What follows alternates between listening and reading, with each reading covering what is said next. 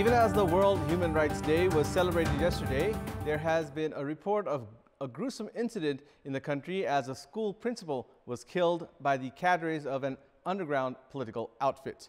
The human rights watchdog and activists have expressed serious concerns over the killing and have called for necessary action against the culprits at the earliest. Good morning, I'm Abhiday Shrestha, and these are the headlines of the hour. Prime Minister KP Sharma Oli summons the meeting of the Constitutional Council, the move seen as the Premier's yet another political gambit. Issues of gross violations of human rights get ignored. Government and various groups found hesitant in condemning the recent Morang slaying of a principal. Medical experts advising the U.S. Food and Drug Administration recommend emergency approval for the Pfizer-BioNTech coronavirus vaccine. And Arsenal finished their Europa League Group B campaign with a 100% record with a 4-2 win over Dundalk. Tottenham advanced to the knockout round, blanking Antwerp 2-0. Prime Minister KP Sharma Oli has summoned the meeting of the Constitutional Council this coming Sunday. Given that the meeting of the Constitutional Council had remained disrupted for almost a year due to the lack of consensus in power sharing, the sudden summoning of the Constitutional Council meeting has been taken as another political gambit of the Prime Minister. The Standing Committee meeting of the ruling Nepal Communist Party has been called on the same day on Sunday, while a day later, the main opposition Nepali Congress has announced a massive show of strength against the government. Meanwhile, the Prime Minister's call for the Constitutional Council meeting has also come at a time when the ruling party itself is at the verge of a split in the face of growing inter-party confrontation. Meanwhile, Speaker Agni Sapkota, who is close to the Pushpakamal Dahal faction in the party, is yet to categorically comment on his participation. Speaker Sapkota is also unlikely to concede to any decision taken by the meeting, rendering the meeting meaningless. Meanwhile, Nepali Congress President Sher Bahadur Deuba has not been given prior information about the meeting, despite such an agreement reached between the two leaders just a few days ago. It may be recalled that the positions of at least 4 dozen office bearers have remained vacant for the past 1 year in the absence of political consensus. The office bearers at the anti-graft body CIAA, Election Commission, National Human Rights Commission, among others, are yet to be appointed.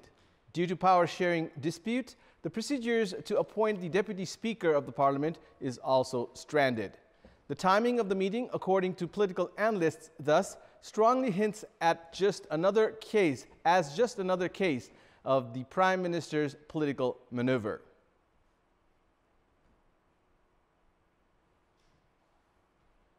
The World Human Rights Day was observed yesterday. Prime Minister KP Sharma Oli also addressed the nation, expressing commitment to safeguard human rights in the country.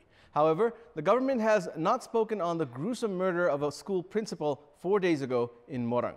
Still, surprising is the considerable silence maintained by the political parties and other rights groups regarding the Tuesday incident in the country. We have more in this report. The Netra Bikram Chand-led underground outfit was involved in the slaying of Rajendra Kumar Shrestha, principal of Saraswati Higher Secondary School in Morang's Miklajung this Tuesday. The group, in the meantime, also released a statement taking ownership of the killing. The National Human Rights Commission condemned the incident the next day, while the main opposition Nepali Congress on Thursday demanded the culprits be brought to book. The other rights organizations have meanwhile not uttered a single word on the incident. Prime Minister KP Sharma Oli on Thursday delivered an 11-minute-long audiovisual statement on the occasion of the International Human Rights Day. However, the Premier did not deem it necessary to touch upon the recent incident of gross violation of human rights. The incident on Tuesday was a la Maoist-era killings of innocent countrymen, but the political parties, civil society and other rights groups have maintained an uncanny silence on the incident. None of the leaders and rights groups have come forward to extend a helping hand to the victims' family members as of Thursday evening.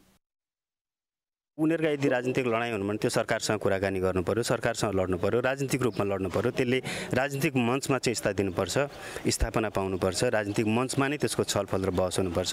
तर व्यक्ति हत्याको कुरा चाहिँ जति सुकै निन्दा गरे पनि पुग्दैन। यो अपराधी घटना हो र यो अपराधी घटनालाई अपराधिक घटनाकै कित्तामा राखेर सरकारले गम्भीरतापूर्वक यसलाई चाहिँ कारबाही अगाडि बढाउनु पर्छ। अन्यथा चाहिँ यदि सरकारले यसरी छोड्दै जाने हो भने मुलुक चाहिँ यो दण्डहीनताको एउटा जरो गाडेको मुलुक अझै हत्या हिंसाका घटनाहरू बढ्न सक्छन्। यो चाहिँ नेपाली समाजले थाम्न सक्दैन। It may be recalled that in a similar incident on one cold winter day in the year 2002 during the insurgency era, Muktinath Adhikari, a school principal in Lamjung, was killed in a matching fashion. Sadly, some 18 years later, the family members of late Adhikari are still awaiting justice. अहिले पनि अब त्यहाँको राजेन्द्र श्रेष्ठ जुन त्यहाँको शिक्षक हुनुहुन्थ्यो उहाँलाई पनि त्यही ढंगले उनीहरूले हत्या गरेका छन् भनेपछि अब हिजो चाहिँ अब विप्लव सँगै हुनुहुन्थ्यो प्रचण्डसँग अहिले उहाँ छुटेर जानु भने चाहिँ उहाँकै शिक्षा चाहिँ के र विप्लव लिनु भएको छ। सरकारको नियत भनेको चाहिँ यसलाई चाहिँ ढिला गर्ने, लम्ब्याउने, थकाउने, गलाउने र पीडितलाई चोख्याउने सरकारको दायित्व अहिलेको भूमिका त्यही नै देखिन्छ। भनेपछि यो सरकार र यो राजनीतिक दल जो नेतृत्व हुनुहुन्छ नि उहाँले न्याय दिनु होला भन्ने चाहिँ हाम्रो अपेक्षा छैन। There is a serious call on the government to nab the culprits involved in the Morang incident to make the general public feel that the rule of law still exists in the country. The steady surge of coronavirus has continued in the country as 1,217 new cases of COVID-19 were reported yesterday, taking the total number of cases to 245,650. Likewise, the COVID-19 death toll has climbed to 1,663 with 12 more deaths. According to the Health Ministry, the federal capital reported 404 positive cases with 328 new cases from Kathmandu district, 51 from Lalitpur and 25 from Bhaktapur. 1,064 individuals registered full recovery in the past 24 hours, taking the national recovery tally to 231,601 as the recovery rate has climbed to 94.3%. There are over 12,386 active cases in the country, with 515 COVID patients in various quarantine centers. Meanwhile, some 7,232 swab samples were tested in the past 24 hours, taking the test tally to over 1.8 million. Legal loopholes and obstacles are cited by the three tiers of government for their incompetency in carrying out development projects. In this context, in our Public Voice segment, we had asked the local residents in Gorkha district why are development works not carried out in accordance with the will of the general public by formulating necessary laws. Let's take a look at what they had to say. Public Voice brought to you by भनेर होइन बनेर number 1 यो हो Jagdamba stills नेपालकै सबैभन्दा ठुलो फलामे छड उत्पादक company Ambe stills जे बन्छ दिगो बन्छ तल थानिया तमा चाहिँ अब फेरि अर्कै पार्टीको अनि माथि केन्द्रमा चाहिँ अर्कै पार्टीको त्यो भएर यसो नमिले जस्तो लाग्छ भोट दियो अनि त्यहाँबाट उनीहरु काम टरेपछि जनताले वास्ता गर्दैन जनताले जति चाहेका थिए त्यो रुपी काम नभएको हुँदाखेरि चाहिँ सन्तुष्टि स्थानीय तहसित जनताहरु चाहिँ नभएको देखिन्छ केन्द्रीय प्रदेश स्तरीय र स्थानीय स्तरको जुन सरकारको नीति अनुरूप एक आपसमा समन्वय नभएर हो माथिबाट बनेको नीति नियम चाहिँ स्थानीय तहसम्म पनि त्यो खालको चाहिँ सर्कुलेसन भनौं न को पनि कमी छ जसले हामीले चाहिँ कामको जिम्मेदारी दिएका छौं उनीहरुले चाहिँ आफ्नो कामलाई चाहिँ जिम्मेदारीका साथ पूरा नगरेको कारणले आपसमा सामञ्जस्यता नै भएको देखिदैन र बिचको सरकार छ प्रादेशिक सरकारले खासै योजनाको कुराहरु भन्दा पनि औपचारिक रूपमा मात्रै गरिएको देखिएको छ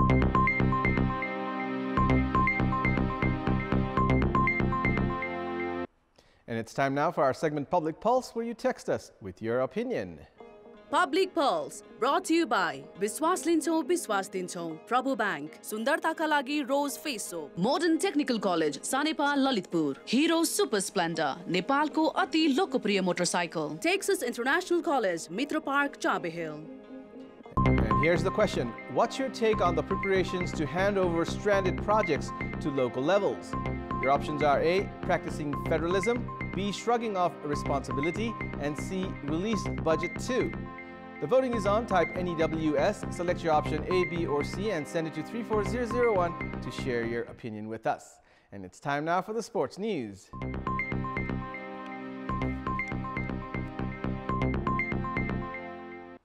English club Arsenal finished their Europa League Group B campaign with a 100% record as they defeated Dundalk 4-2 in muddy conditions. In the last group match played at Dundalk's home ground at the Aviva Stadium last night, Eddie Nketiah gave the Gunners an early lead by scoring in the 12th minute when he clipped his shot past Gary Rogers after an error by Andrew Boyle.